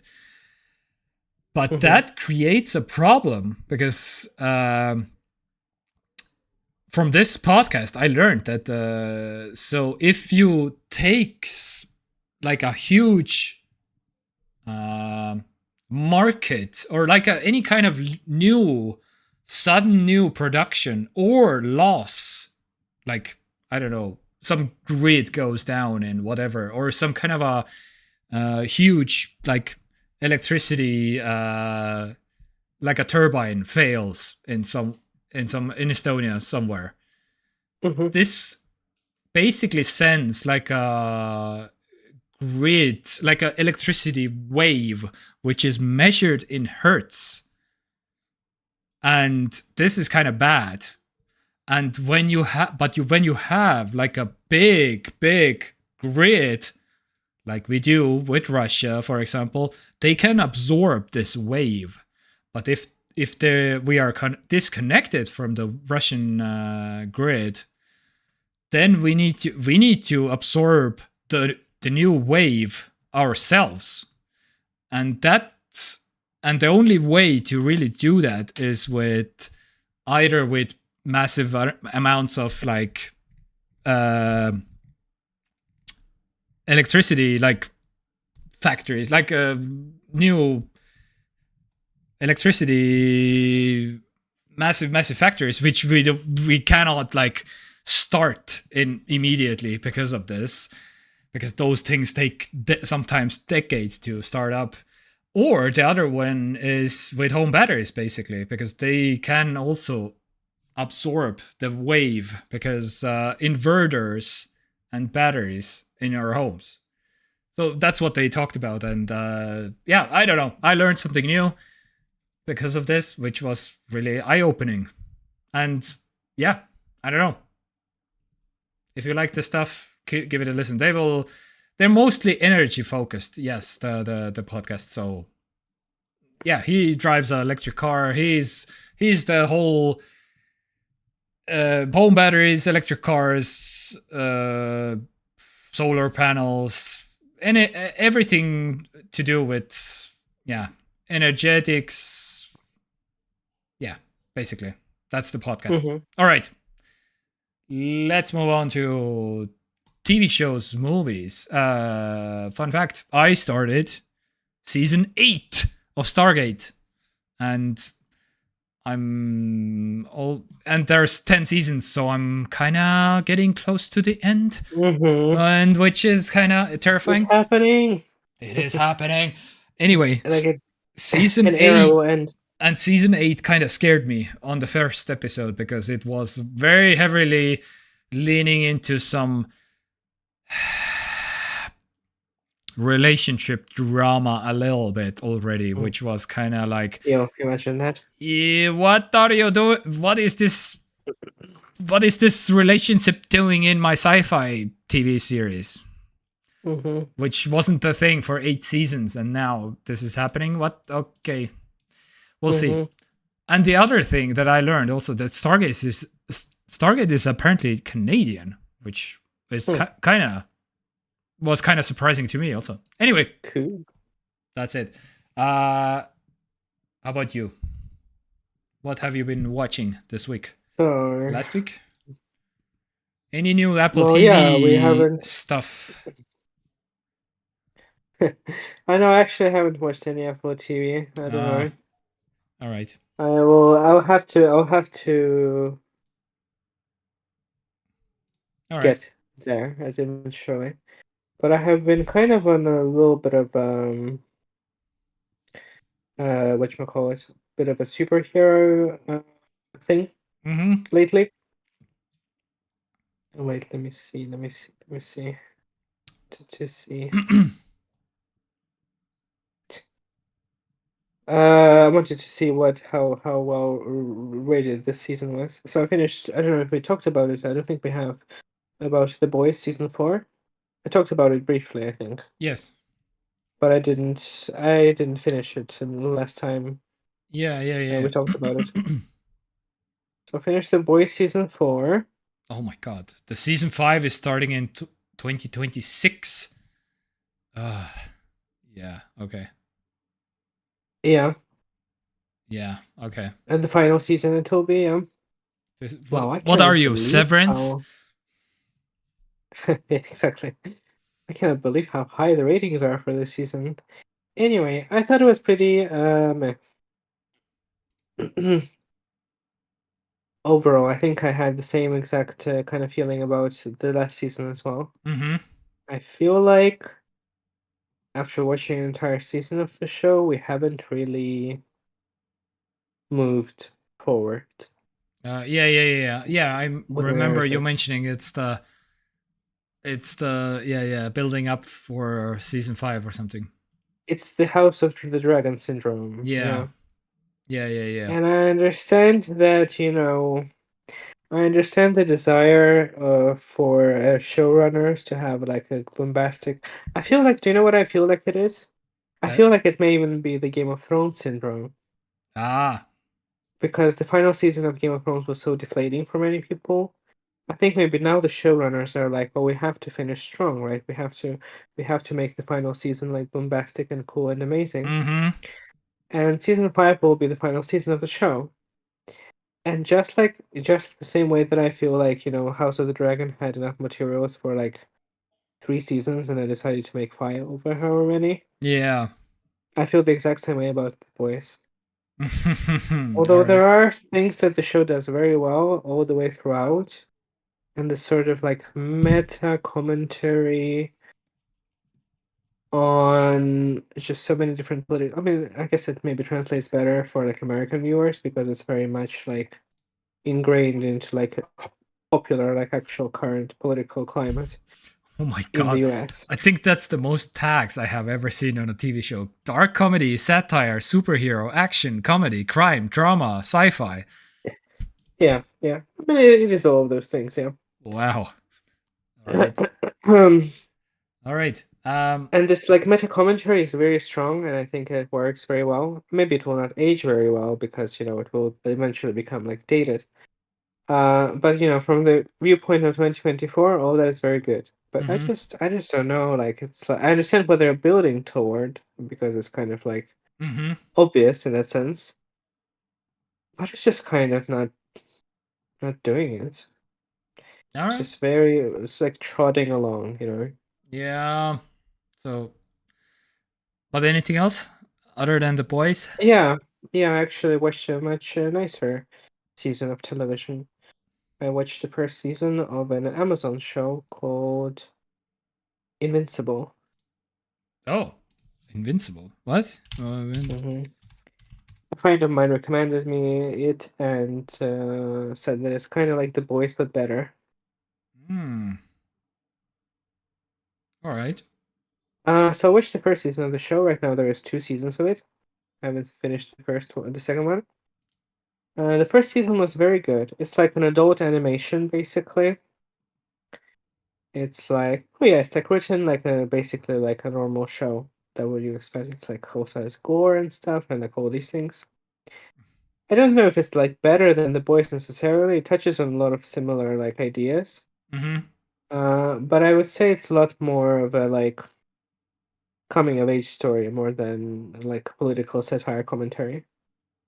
It's about the guy who like is finishing high school. He got powers. That's like his dad has powers and stuff, Mhm. and now he's kind of wants to become a superhero, and that shit happens and stuff. So it's entertaining. I really enjoy the first season. My only criticism for it is that like it doesn't really do a good job of like framing the superhero stuff Okay. because like the main character's powers are kind of contextualized in the show and like explained where they come from, right? Yeah. And it kind of makes sense narratively. All But right. in that world, there are other humans on the planet who also have superpowers. And to me, like I already watched like 1.5 seasons, and it's not clear to me how these humans get these powers Hmm. because narratively they cannot have gotten these powers the same way that the main character has. You know what I mean? Mhm. Because it's So impossible. But the show doesn't really explain how they have them. maybe Not they that, maybe they will explain it down the road. and maybe they will. Yeah, not necessarily that it kind of detracts from the show. It's just like very kind of matter of factly. Oh, this is the world. It's kind of also it's kind of like set in the real world in the U.S. Mhm. and like Seattle or something. I don't know. It kind of goes all over the place, but it's basically like real world. Mhm. And the superheroes happened and exist, and that's just kind of you have to like take it at face value. Mhm. But other than that, I think the show is very strong and interesting. I think I know why you like it because Sandra Oh is in it. Sandra Oh is in it. Yes, I feel like we talked about this. Have we Because talked about this? I remember you mentioning Sandra Oh in some other I thing also remember also. mentioning Sandra Oh. Where did Sandra Oh happen? Sandra Oh was in Grey's Anatomy for a while. Or maybe she's still Hmm. there, I have no idea. Maybe. But yes, I guess we must have mentioned Invincible because I can think of another show that she's in currently. Yeah. Yeah, so very good. I'm kind of starting to slowly kind of try to get like into like adult animated series, and it's very good. Yeah. But it was that 8.7 out of 10. Yeah, I would say that it's about correct. Nice. All right. Anything else? Yes, actually, yes. Okay. So Emmys happened. Yeah. Oh, Shogun won like every award, yes. and You watched an I think Emmy movie or a Emmy TV show? yes, I'm watching an Emmy show right now. Congratulations to Shogun, best show to come out of television in the recent like 5 years. Oh yeah. Very good. Yes. Hopefully they won't ruin it in the second season. We'll see about that. Mm-hmm. The show that I started watching is the show that snubbed Drag Race as the winner of the best reality television show for the first time in like 6 years or something. And it's the show called The Traders, The Traders. Okay. produced by Peacock. Okay. I'm not sure. I think it's like a British production, but made by Peacock. I'm not sure. All right. So The Traders is a reality TV show where you have a cast of people, half of whom are like, well, famous. Quote unquote famous people, as in like people who participated in other television shows or like reality TV shows in like Trader, or not Trader, like Big Brother Yeah. and Real Housewives, stuff like that. And the other half of people are just like people that exist. Yeah. And so it's like a social deduction game where they are living in this house as like a group, and some of them are designated as traders, and the other ones are just normal people. And basically, they have to find out who the traders are, while also doing like some group challenges to build up the prize pool. All right. That's basically all there is to it. So every evening they collect at the table, as you saw there in the shot, and then they vote for who they think the traitors are. And then that person who gets the most votes gets eliminated from the game, and they reveal whether they were the traitor or not. All And then right. after the round table, every night the traitors get together and collectively decide who they will kill that night. Remove from the game. Mm-hmm. And that's basically all there is to it. I don't think, I don't think the show is better than Drag Race, honestly. Well, what Uh, is? yeah. Honestly, I am convinced that it's like one of the best shows that has ever come to television. I'm not even like kidding. I think Mm. it's like essential viewing for everyone. Yeah. But it is very entertaining. It has very high production values. The people in the cast are kind of like, it has a good mix of people who are endearing and annoying, and you kind of Yeah. have, because some of these people are like professional quote unquote reality TV stars, Yeah. like the survivors and this show and that show and this show. So people who love doing reality TV and they kind of do it for a living, Yeah. basically. And then other people are just kind of there, Mm-hmm. But even from the people who are just there for, just to try and just, to, I don't know how they cast these people, but, they're like nurse and some kind of like middle to lower management person, just like normal people, Mm-hmm. And they're just there to have a good time. But there are some colorful characters even among the just regular people as well. And it is fun. The challenges are interesting. The production values are high. The host is excellent. I guess that's probably like the highlight of the show. What's his face? I think it's like Alan Cummings or something like that. Yeah. Alan Cummings. Yes. So yeah, it is very entertaining and good and cool. Yes. All right. And it was. I haven't finished it yet. It does feel a little bit overproduced, as like reality TV usually does feel. Okay. All right. But I'll finish it and see. And if Yeah. there is ever like season 2 of the show, I'll watch it. Sure, why not? Yes. All right. And for the last thing of TV shows, I watched actually. Have you? Do you know what this is? The first-person shooter documentary. This came out last year. This is a 4.5 hour documentary about every FPS that mattered ever, which was kind of. So I watched like 60% of it because I couldn't finish it because it's 4 hours and 4.5 hours long. Mm-hmm.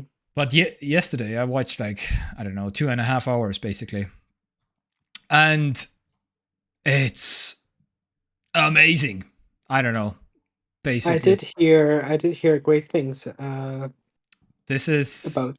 Yeah, so this is basically taking the whole FPS genre, which first person shooter FPS, and going all the way back to I think 1973 was the very first technically FPS, which was just a black screen with like neon green lines and just a cube, and you can like just push the arrow button and you move one cube to the front, and so it started all the way there and goes all the way up. So they're discussing every industry legend basically is all the John Carmacks, John Romero's, all of them. They are discussing everything about it basically.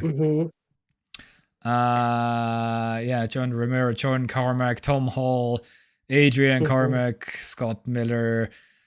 Even the angry video game nerd is in it. Fun fact. So it is funny because to most people this like doesn't mean anything, but like for people who are in the know and who play video games, these are like the Steve Jobses and like Bill Gateses of like the video games space. Exactly. And they are laying it all out. What needed to happen in order to make this game even a possibility, basically, and all the technological breakthroughs that they needed to make happen. So basically, what I got from this so far, again, 60% I have watched something. We'll finish it in the next coming days. So the final twist hasn't happened yet? I mean, I don't know if there is a twist. The antagonist, the murderer hasn't been revealed yet. The final boss. But so far, of course, I knew going into that Doom was one of the ones. Doom, the game, was one of the ones which started so many Doom clones, multiplayer, LAN parties, all that kind of stuff. That, but also so many other games that I found some appreciation. For example, Half-Life. I started Half-Life also. Played through, I don't know, maybe 2 hours or something like that.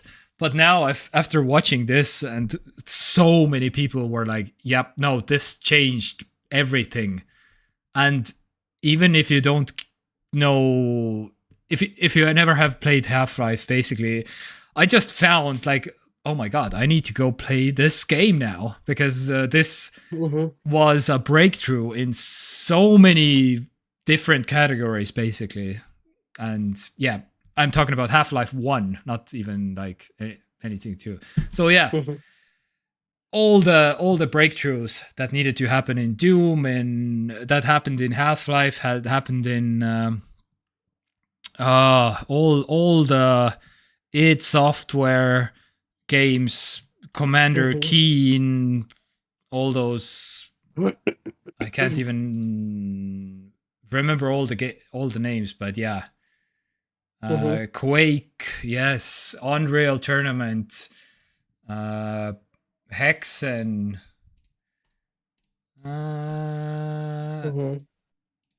all of them. Yeah. Anyway, and Rainbow Six Siege, GoldenEye,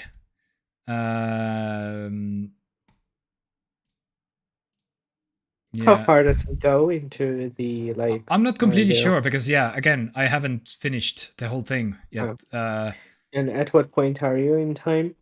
I imagine it probably has like a linear chronological kind of Yeah, thing. it has. It started from the very beginning, and now it's like I'm in the 1999 Unreal tournament. How old is John Romero? Ooh, that's a good question. I don't know. But he's He's 56 years old. yeah. That hair, though. Yeah. No, Fabulous. he is quite the character, yeah. The hair, he has black nails in this video, and yeah. And he told He's very like 90s, like rocker. yeah. kind of Listens guy. to he talks about his love about heavy metal. He talks about all the weird funny stories that happened with some co-workers and what happened and all the drama, and it's a whole thing. It's pretty awesome. Anyway, Red Storm, Halo, Cliffy B is there. Planets, co-creator of Xbox, Blood, the Rise of the Triad was a big thing. Apogee, the gaming company Apogee, 3D Realms, Deus Ex started a lot of things also. Oh man. Anyway, super interesting. Anyway, so I just went back in time watching old Wolfenstein 3D. They talked about it, what it just before Doom, what happened, and oh man. Anyway. So if one were to want to watch it, how does one watch it? Oh yeah, actually it's okay. I watched it on my my Linux ISO. I downloaded a Linux ISO from the internet. So if you want to go that route, I'm pretty sure you can. But there is actually it's for sale. FPSstock.com. Wait, what? FPS stock. Yes, FPS documentary. So $18. You can buy it, and it's not. They will give you like a download link. So it's not like you will own this forever. Yeah, I have heard about this, and at some point it kind of escaped my mind. Yeah. Oh man. If you have ever played, if you're a fan of technology and or have played a lot of FPS, this is basically a must watch. I feel like, I don't know. This is what needed to happen, and all the cool stories also that how to get to the next level of everything, because FPS is I don't know, insane. All right, let's move on. Conveniently to gaming. What the hell has happened in gaming this week? The Last Stand Aftermath. This is for free. I feel like you're kind of getting into the John Romero aesthetics. Yes. All I need is black nails and heavy metal. This is what you aspire to. No, I feel like by the time you are, how old was he? 56? Yeah. I feel like by the time you are 56, you will have grown your hair to that length as well. Oh, yeah. I mean... So keep trying. I mean, there was the plan for me to shave at some point in maybe... after I dye my hair blonde also. And then I was planning to shave, but we'll see. I mean, 56 is like long time. Yeah, there's some time. Very positive. Okay, so this is kind of a... this is the Postal? I want to say Postal. This reminds me of Postal a little bit. So what are you looking at? My stream is behind. Oh, yeah. The Last Stand Aftermath. This looks a little bit... Oh yeah, it was on sale. Yeah, this is for free right now. Jesus Christ. Anyway, it looks like a zombie game. And And this one That's also. about everything I can say. Yeah, this is also for free right now. Mm-hmm. Interesting art style. Okay, cute. Yeah, this game I heard was pretty decent. It's like a photography-based game. Oh, a photo adventure. Yeah. Overwhelmingly, 99%. Nice. Mm-hmm. What? Yeah, it's like a not hidden gem Damn. necessarily, but an indie darling, Yeah. as they say. I'm playing Outer Wilds. I'm stuck and have to start googling things. Outer Wilds. What Speaking of indie darlings, is it? Is it? This is an indie darling. Outer Wilds. people who love this game say that it's like the best indie game that has ever been made. Just Whoa. Yeah, easily on 95%. Oh man, Mhm. this is also pretty very high up. Yeah. All the rewards and stuff. What is this? This is like a It's like a first-person adventure game, like a yeah. sci-fi adventure game. Okay. The idea is, I think, that like the game is reset every like 20 minutes or so Okay. because the universe basically dies in like a star explosion or something like that. Like the sun explodes and just wipes everything out. And that's where Mikkel is stuck because he can't And figure it out in 20 minutes and he's starting all over. Yeah, so the idea is not to figure everything out in 20 minutes, but more like it's like you're stuck in a time loop, basically, where every 20 minutes the universe dies. And so you have to explore like different planets and different areas for clues as to like what the fuck's happening and why if you can like stop this or like what's the deal with this, and why is everyone stuck in a time loop? But nobody seems to understand it other than I guess you. Yeah. Kind of like Groundhog Day. Groundhog Day. I was just gonna say, yeah. So I heard that it has a very good like story and twists and turns and yeah. All right. Well, I mean, overwhelmingly positive. Look at us highlighting amazing indie games. Yeah. I mean, that's where all the cool stuff is nowadays. I mean, Mikkel is Outer Wilds. Yeah, Mikkel, yeah, more like highlighting the indie amazingness. Yeah, but and speaking of highlighting some indie games, I played a game for 3 nights, I want to say. I mean, it's not new, but Vampire Survivors. I went back. I was like, oh, new game. Yes, yeah. Well, another critically acclaimed indie game. Yes. Oh my god. How much is that? Oh, 98%. Oh my god. This is huge. Yeah. I mean, there are some updates and there are some unlocks and some something that I want to finish basically. And yeah, I got hooked a little bit. It's good stuff. I don't know. Maybe I will finish it, but maybe not. I don't know. I have to finish the FPS documentary first, I guess, and then I will see. Anyway, but yeah, that's the only thing I have been playing, right? Yes, technically. Well, I mean, Clash of Clans on my iPad, but that doesn't count. Anyway, how about you? Oh, yeah. Me. Yes. I have been playing a bit of WoW. Continuing to playing through Cataclysm expansion, which is the third expansion for the game. Yeah. Overall, very good experience. I like the leveling. It's kind of more streamlined and flows better and makes sense.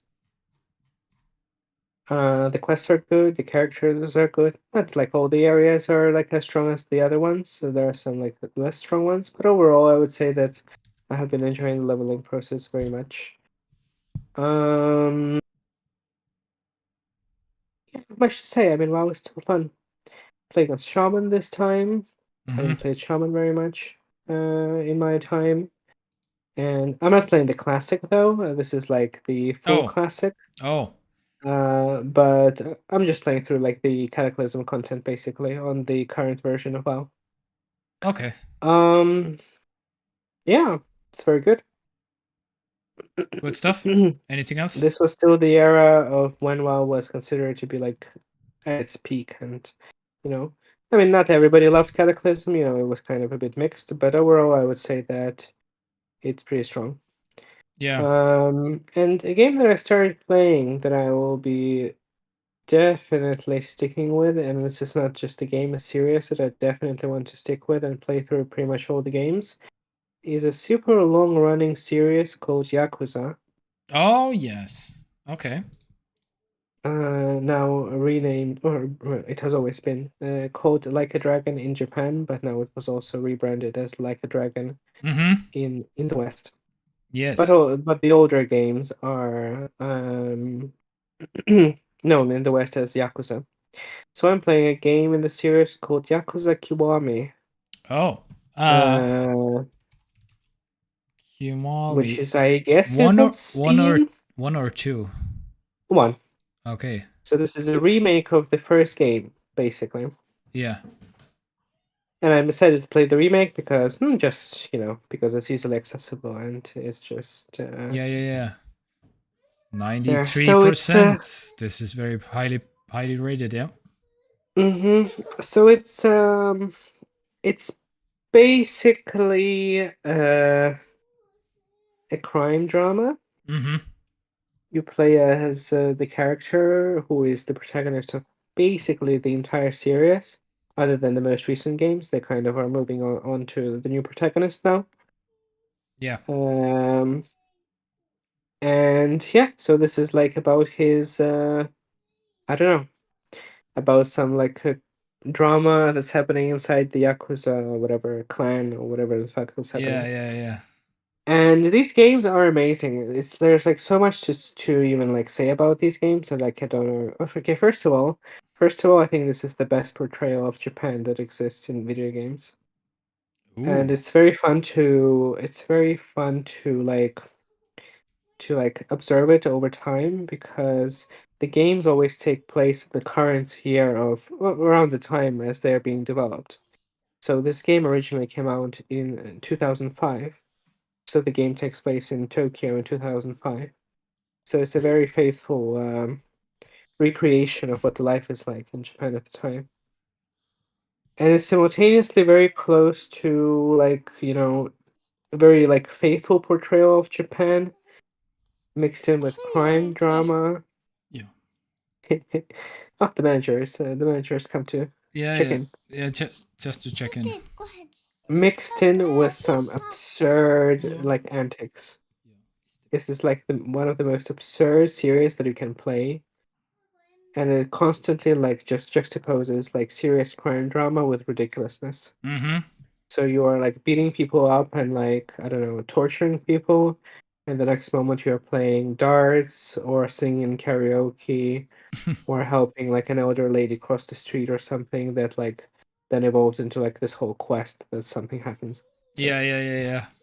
and the series has been faithful to this kind of template, to this design paradigm throughout the entirety of the series, and it has been getting progressively more amazing and more ridiculous at the same time. All right. So just to illustrate how ridiculous it is, in the year 2024, they just announced the new spin-off game for the series, which is called... What is it called? It's called Like a Dragon something pirate something. Yeah, I think if you Google like a dragon pirate, it will show up. Like a pirate Yakuza in Yeah, in yeah, Hawaii. yeah. Yeah. So it's the character who is essential part of the overarching storyline. Not the main character, but one of the important characters in the story, Yeah. who gets his own spin-off game where he becomes, when he for some reason comes to Hawaii with amnesia and becomes a leader of some kind of pirate gang and attacks the other competing pirate gangs, and has some kind of environmentalist message behind it. Yes, as one does. of course. And this is exactly this is very correct. Like this, if it sounds ridiculous, but when you play it, it just makes total sense. No, it doesn't matter how ridiculous the circumstances get in these games. It Yeah. always makes sense. Nice. So I want to Yep. kind of like play through this series from the beginning and kind of see the evolution of the madness that's happening. Mm-hmm. All right. Yeah. All right. So that's what I'm playing right now. Yeah.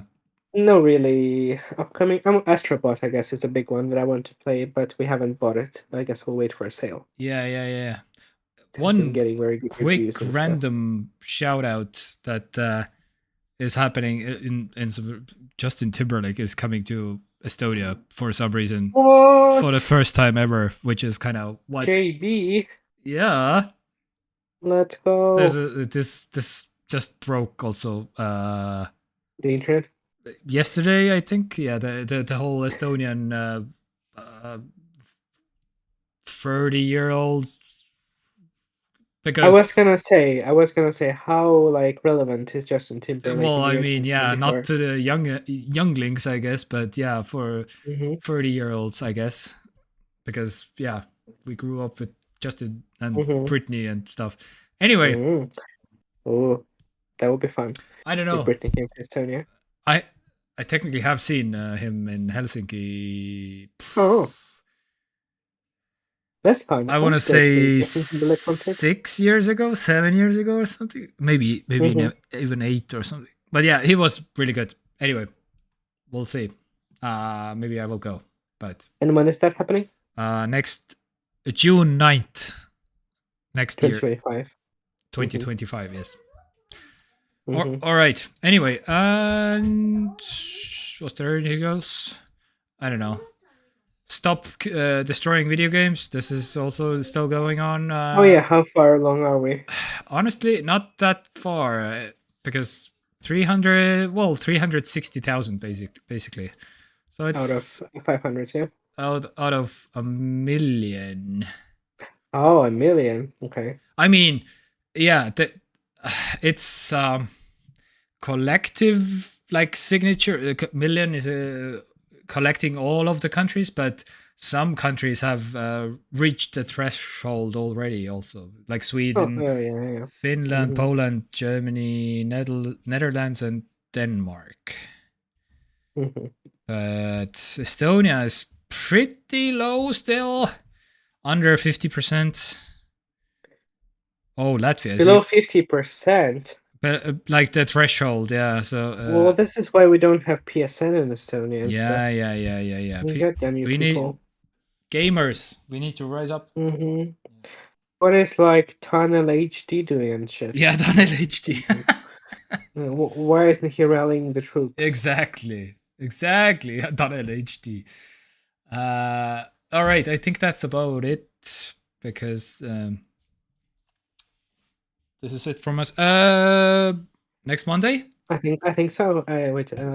Yeah. So next Monday, where are we? What's happening? 30th of September. I have a day off on 30th. Yeah. Yes. So next Monday. Yes, at 6. Sounds good. At 6. Yeah. Yeah, there's September is ending. there is a small human who wants to brush the thief only with me, so I'm obligated to Yeah. end the stream. Yes. Yeah. Understandable. So next week, next Monday at 6, happening. Next Monday at 6. It's happening. Yes, very good. Locked and loaded. All right, then. Yeah, people, it has been a pleasure for all of us, and Was a good stream. was Strong. was a good stream. Well, let's Yes. do it again next Monday. Tune in. Yes. Let's keep it up. No more skips. Yes. All right. Yeah. That's yeah. It's kind of on me. We need to get to the 200th anniversary stream, right? I don't know how long it will take us to get there, but yeah, probably we'll see. next year somewhere. Yeah, All right. next year. Thank you. We love you. Yeah. Good night. Yes. Always. Bye. Bye.